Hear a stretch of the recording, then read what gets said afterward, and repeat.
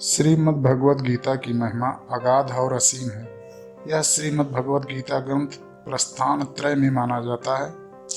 मनुष्य मात्र के उद्धार के लिए 3 राजमार्ग प्रस्थान त्रय नाम से जाने जाते हैं। एक वैदिक प्रस्थान है, इसको उपनिषद कहते हैं। एक दार्शनिक प्रस्थान है, जिसको ब्रह्मसूत्र कहते हैं, और एक स्मार्त प्रस्थान है, जिसको भगवद गीता कहते हैं। उपनिषदों में मंत्र हैं, ब्रह्मसूत्र में सूत्र है और श्रीमद् भगवद गीता में श्लोक है। श्रीमद् भगवद गीता में श्लोक होते हुए भी भगवान की वाणी होने से ये मंत्र ही हैं। इन श्लोकों में बहुत गहरा अर्थ भरा हुआ होने से इनको सूत्र भी कह सकते हैं। उपनिषद अधिकारी मनुष्यों के काम की चीज है और ब्रह्मसूत्र विद्वानों के काम की चीज है, परंतु श्रीमद् भगवद गीता सभी के काम की चीज है। श्रीमद् भगवद गीता एक बहुत ही अलौकिक विचित्र ग्रंथ है। इसमें साधक के लिए उपयोगी पूरी सामग्री मिलती है, चाहे वह किसी भी देश का, किसी भी वेश का, किसी भी समुदाय का, किसी भी संप्रदाय का, किसी भी वर्ण का, किसी भी आश्रम का कोई व्यक्ति क्यों ना हो। इसका कारण यह है कि इसमें किसी समुदाय विशेष की निंदा या प्रशंसा नहीं है, प्रत्युत वास्तविक तत्व का ही वर्णन है। वास्तविक तत्व यानी परमात्मा वह है जो परिवर्तनशील प्रकृति और प्रकृति जन्य पदार्थों से सर्वथा अतीत और संपूर्ण देश काल वस्तु व्यक्ति परिस्थिति आदि में नित्य निरंतर एक रस रूप में रहने वाला है। जो मनुष्य जहाँ है और जैसा है, वास्तविक तत्व वहाँ वैसा ही पूर्ण रूप से विद्यमान है, परंतु परिवर्तनशील प्रकृति जन्य वस्तु व्यक्तियों में राग द्वेष के कारण उसका अनुभव नहीं होता। सर्वथा राग द्वेष हित होने पर उसका स्वतः अनुभव हो जाता है।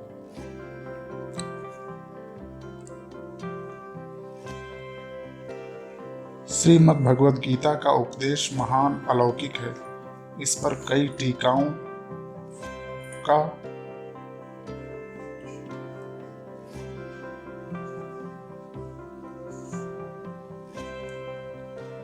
श्रीमद् भगवद गीता का उपदेश महान अलौकिक है। इस पर कई टीकाएं हो गई हैं और कई टीकाएं होती चली आ रही हैं। फिर भी संत महात्माओं विद्वानों के मन में गीता के नए नए भाव प्रकट होते रहते हैं। इस गंभीर ग्रंथ पर कितना ही विचार किया जाए तो भी इसका कोई पार नहीं पा सकता। इसमें जैसे जैसे गहरे उतरते जाते हैं वैसे इसमें गहरी बातें मिलती जाती हैं। जब एक अच्छे विद्वान पुरुष के भावों को भी जल्दी अंत नहीं आता, फिर जिनका नाम रूप आदि अनंत है, ऐसे भगवान के द्वारा कहे हुए वचनों में भरे हुए भावों का अंत आ ही कैसे सकता है। इस छोटे से ग्रंथ में इतनी विलक्षणता है कि अपना वास्तविक कल्याण चाहने वाला किसी भी वर्ण आश्रम देश संप्रदाय मत आदि का कोई भी मनुष्य क्यों ना हो, इस ग्रंथ को पढ़ते ही इसमें आकृष्ट हो जाता है। अगर मनुष्य इस ग्रंथ का थोड़ा भी पठन पाठन करे तो उसको अपने उद्धार के लिए बहुत ही संतोषजनक उपाय मिलते हैं। हर एक दर्शन के अलग अलग अधिकारी होते हैं, पर गीता की यह विलक्षणता है कि अपना उद्धार चाहने वाला सबके सब इसके अधिकारी हैं। श्रीमद् भगवद गीता में साधकों को साधनों का वर्णन करने में, विस्तार पूर्वक समझाने में, एक एक साधन को कई बार कहने में संकोच नहीं किया गया है। फिर भी ग्रंथ का कलेवर नहीं बढ़ा है। ऐसा संक्षेप में विस्तार पूर्वक यथार्थ और पूरी बात बताने वाला दूसरा कोई ग्रंथ नहीं दिखता। अपने कल्याण की उत्कट अभिलाषा वाला मनुष्य हर एक परिस्थितियों में परमात्मा तत्व को प्राप्त कर सकता है। युद्ध जैसी घोर परिस्थिति में भी अपना कल्याण कर सकता है। इस प्रकार व्यवहार मात्र में परमार्थ की कला गीता में सिखाई गई है। अतः इसके जोड़े का दूसरा कोई ग्रंथ देखने में नहीं आता। गीता एक प्रसादिक ग्रंथ है।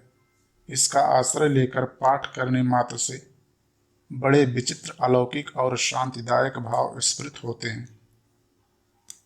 इसका मन लगाकर पाठ करने मात्र से बड़ी शांति मिलती है। इसकी एक विधि यह है कि पहले गीता के पूरे श्लोक अर्थ सहित कंठस्थ कर लिए जाएं। फिर एकांत में बैठकर गीता के अंतिम श्लोक यत्र योगेश्वरः कृष्णः यहाँ से लेकर गीता के पहले श्लोक धर्म क्षेत्रे कुरुक्षेत्रे यहाँ तक बिना पुस्तक के उल्टा पाठ किया जाए तो बड़ी शांति मिलती है। यदि प्रतिदिन पूरी गीता का एक या अनेक बार पाठ किया जाए तो इससे गीता के विशेष अर्थ स्फुरित होते हैं। मन में कोई शंका होती है तो पाठ करते करते उसका समाधान हो जाता है। वास्तव में इस ग्रंथ की महिमा का वर्णन करने में कोई भी समर्थ नहीं है।